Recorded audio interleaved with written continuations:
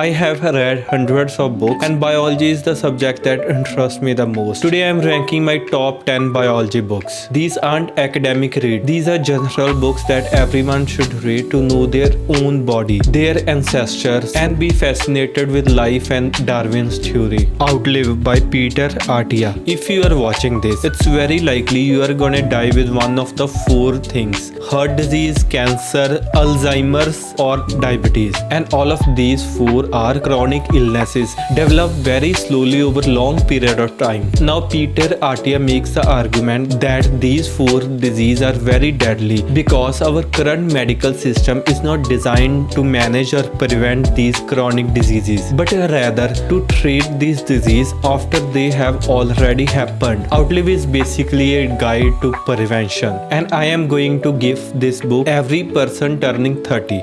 Some We Love, Some We Hate, Some We Eat by Hal Herzog. This book is all about pets, how we accept some animals as part of our family, and how we get hungry when thinking about other animals. I am looking at you, chicken.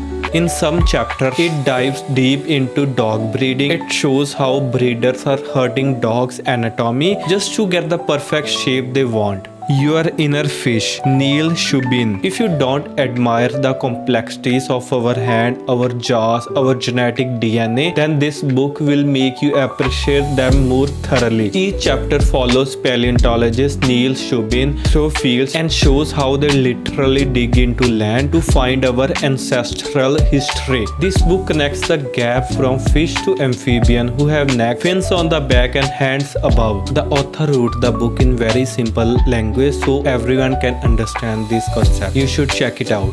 Why Evolution is True by Jerry A. Coney. This book is all about explaining Darwin's theory and criticizing people who believe in creationism. If you don't know, creationists are the people who believe that we don't evolve, but God made us how we currently are. This book proves its points by telling us about the imperfections we have, like how the male scrotum evolved and now is outside our body, which now leads to hernia, and how human brain evolves and kept getting bigger and bigger, which leads to severe pain in childbirth because females' pelvic bones didn't evolve to support our big head.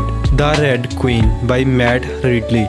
One of the first book I read about biology, which is very hard. This book digs deep inside DNA and our nature. Some of the concept it discusses is how females have higher probability of getting pregnant from affair they are having rather than from their nice husbands. It's good for people who love genetics. Other Minds, Peter Godfrey Smith. Do you wonder what aliens look like? Well, you don't have to look further. You can see aliens in our ocean floor. This book is a deep dive into octopuses. Did you know octopus ancestors appeared over 500 years ago? Early octopuses had shells like ancient squids. The octopuses we know today evolved around 2 to 300 million years ago. They are even older than dinosaurs. They have 3 hearts, 2 nervous systems. In the evolutionary tree, they separated as cephalopods and are still alive. Reading this book make me like octopuses more.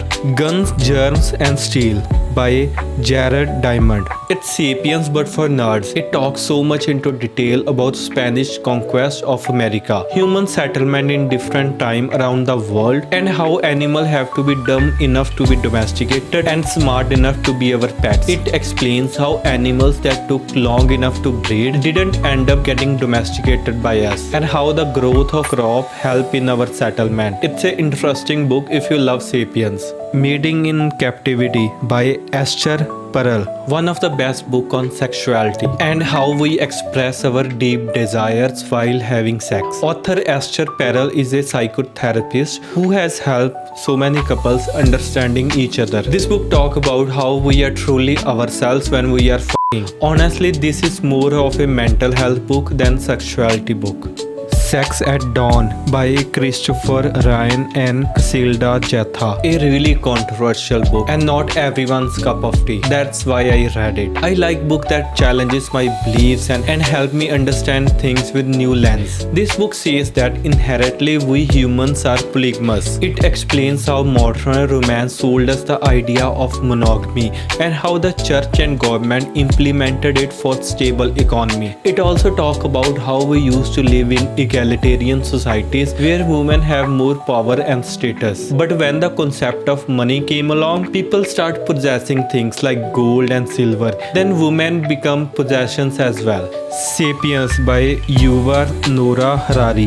Sapiens is a classic book that I read so many times. Everywhere I go, I see this book. It tells about three huge human development: consciousness, agriculture revolution, and scientific revolution. With conscious development, we humans start storing memories and our brains start getting bigger. Agriculture revolution is the biggest one. With agriculture revolution, we stopped being hunter-gatherers and started living in one place, populating one area, which give rise to diseases and overpopulation. The third one is scientific revolution, which help us overcome the side effect of agriculture revolution, and we are able to better sustain where we live. It also tells us how we started following the systems rather than survival instincts. When you talk with the ICBC agent and you ask for how much you have to pay, they don't have any idea. They have all the certificates and knowledge, but they rely on their system. Their system have all the knowledge, and with all the algorithms, it's gonna